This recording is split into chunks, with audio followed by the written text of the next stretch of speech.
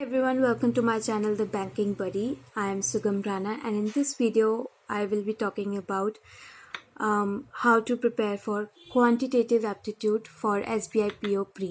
वो भी अब इतने कम days में because we have like almost 15 days left for the preliminaries of SBI PO. So how should we prepare that? So मैंने कोई ऐसे prep नहीं किया कि क्या बोलने वाली हूँ मैं या कुछ. So मैं randomly like शुरू कर रही हूँ. So सबसे पहले तो हम क्वांट को ना डिवाइड कर लेते हैं कि क्या क्या आता है. सो स्पीड मैथ्स, DIs जिसको डाटा इंटरप्रिटेशन भी बोलते हैं, और the last thing is arithmetic. अब मैं बताऊंगी कि तीनों की प्रैक्टिस ही कहाँ से करनी है. अर्थमेटिक की ही स्पेलिंग होती है, मेरे को लग रही है कि गलत है कुछ. एक मिनट. सो इसकी स्पेलिंग होता है अरिथमेटिक, अरिथे, और ये यहाँ पे नहीं आता अरिथमेटिक. ओके, सो ये स्पेलिंग होती है. सो सबसे पहले स्टार्ट करते हैं हम स्पीड मैथ्स से. सो स्पीड मैथ्स के लिए तुम्हें क्या करना है. सबसे पहली चीज़ 1 से लेके 50 तक के स्क्वायर्स याद होने चाहिए. अब ये मत बोलना कि 15 दिन में कैसे होंगे, आराम से हो जाते हैं. रोज़ पढ़ो तुम और रोज़ रिवाइज करो ताकि एटलीस्ट पेपर तक याद रहें ढंग से. ठीक है. 1 से लेकर 20 तक क्यूब्स याद होने चाहिए. इसके अलावा 1 से लेकर 20 तक फ्रैक्शन टू परसेंटेज और परसेंटेज टू फ्रैक्शन याद होना चाहिए. जैसे 1/2% इज इक्वल्स टू 50%. ठीक है.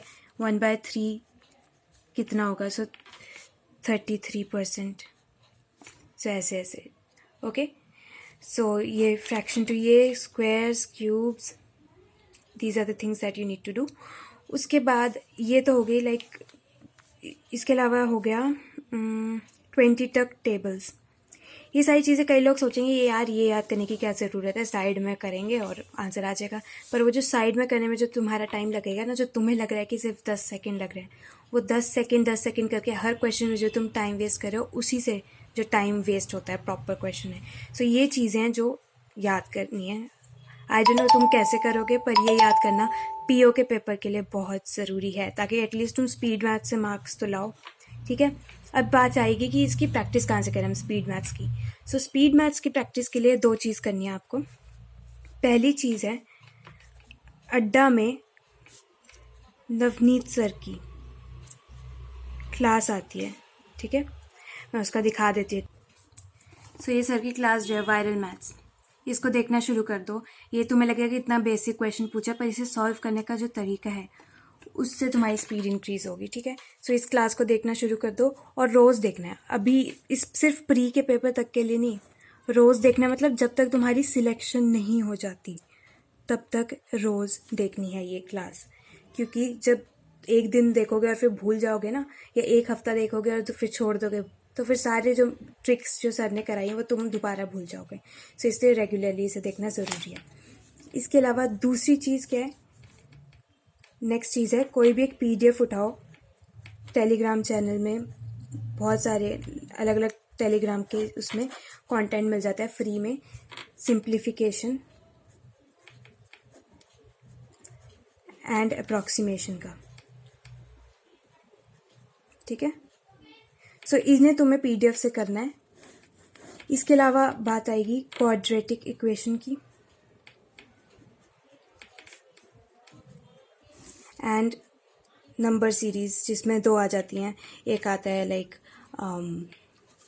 रॉन्ग नंबर सीरीज एंड एक होता है मिसिंग नंबर सीरीज. सो सबसे पहले तो क्वाड्रेटिक इक्वेशन. इसके लिए आप देख सकते हो बैंकिंग पॉइंट, बैंकर्स पॉइंट है कि बैंकिंग पॉइंट है, मैं चेक करके बताती हूँ. सो बैंकर्स पॉइंट ये चैनल है.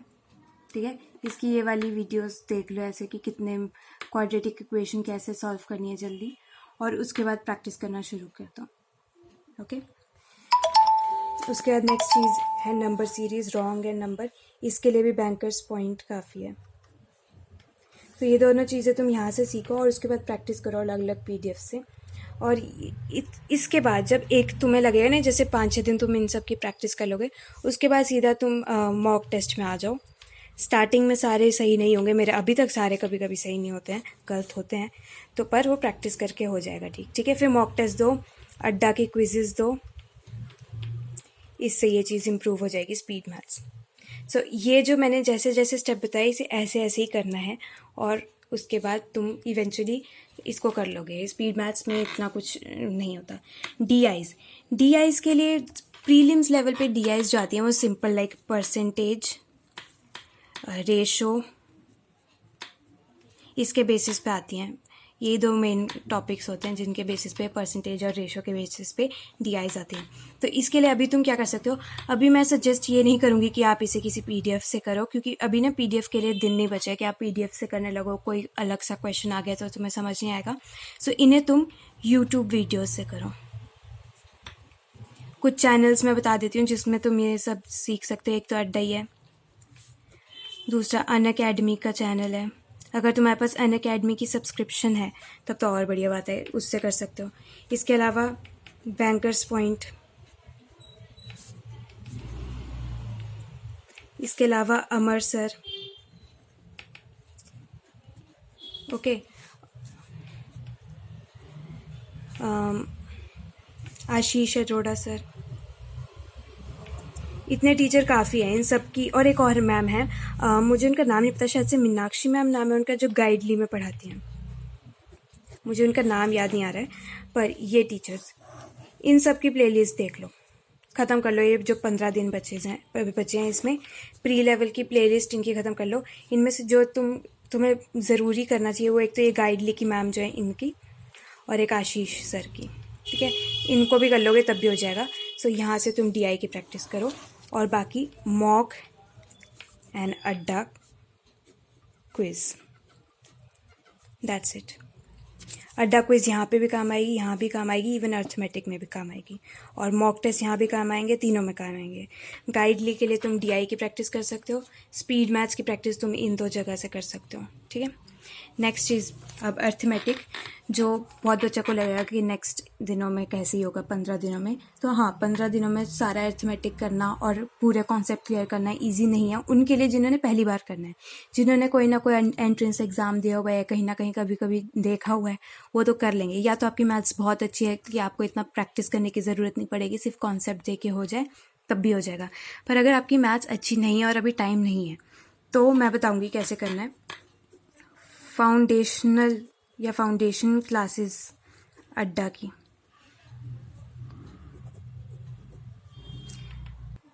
ये देखो ये वाली क्लासेस है। मैंने जब अपनी स्टार्टिंग की थी ना, तो मैंने इन्हीं से स्टार्ट की थी। जो फाउंडेशन क्लासेस लिखी हुई है ना, ये मैथ्स की, ये रीजनिंग की, ये इंग्लिश की। सबसे पहले जब मैंने डिसाइड किया था कि चलो बैंक के लिए पढ़ना शुरू करते हैं, तो मैंने पहले दिन, मुझे याद है कि मैंने रीजनिंग की फाउंडेशन क्लास की थी शुरू, क्योंकि रीजनिंग बिल्कुल ही नया सब्जेक्ट था मेरे लिए। मैथ्स और इंग्लिश कभी ना कभी तो पढ़ी होती है, रीजनिंग मेरे लिए सबसे नया सब्जेक्ट था, कुछ नहीं पढ़ा था, तो मैंने रीजनिंग से स्टार्ट की थी। और वही सेम चीज़ मैं आपको सजेस्ट करूँगी, हर सब्जेक्ट में फाउंडेशनल क्लास से आप स्टार्ट करो। आपको लग रहा होगा ये 64 क्लासेस हैं, पर एटलीस्ट कुछ तो पढ़ो, कुछ चैप्टर्स तो इसमें पढ़ो। जैसे अगर हम देखें यहाँ पे, इसको पॉज कर देती हूँ मैं। सो अगर हम यहाँ पे देखें तो यहाँ से पढ़ने की ज़रूरत नहीं है, थर्ड क्लासेस से पढ़ना शुरू करो। सिंप्लीफिकेशन है, ये भी करने की ज़रूरत नहीं है, सिंप्लीफिकेशंस, क्योंकि आप ये ऑलरेडी कर रहे होगे कहीं से। अप्रॉक्सीमेशन करने की ज़रूरत नहीं है। ये ratio and proportion very important chapter, क्योंकि ये डीआई में भी काम आएगा, ठीक है। उसके बाद कर लो आप problems on edges, important chapter है, इससे पूछ लेते हैं क्वेश्चन। और इसके बाद रेशो के बाद सीधे इसमें करोगे तो आराम से अच्छे से समझ आएगा। उसके बाद नंबर सीरीज यहाँ से करने की ज़रूरत नहीं है, रॉन्ग नंबर यहाँ से करने की ज़रूरत नहीं है। फिर सीधा पार्टनरशिप में आ जाओ, ठीक है। पार्टनरशिप का पर 1-2 ही क्वेश्चन आते हैं, तो इसको अभी के लिए छोड़ना है तो छोड़ सकते हो।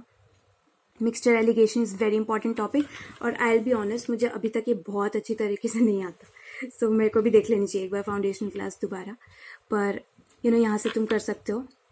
उसके बाद बाकी चीज़ें, percentage very important, profit and loss very very important, discount भी उसी में आ गया। सिंपल इंटरेस्ट मैंने अभी तक ढंग से नहीं किया हुआ, सिंपल और compound interest, I don't know, बच्चों को इजी लगता है पर मेरे को नहीं समझ आता।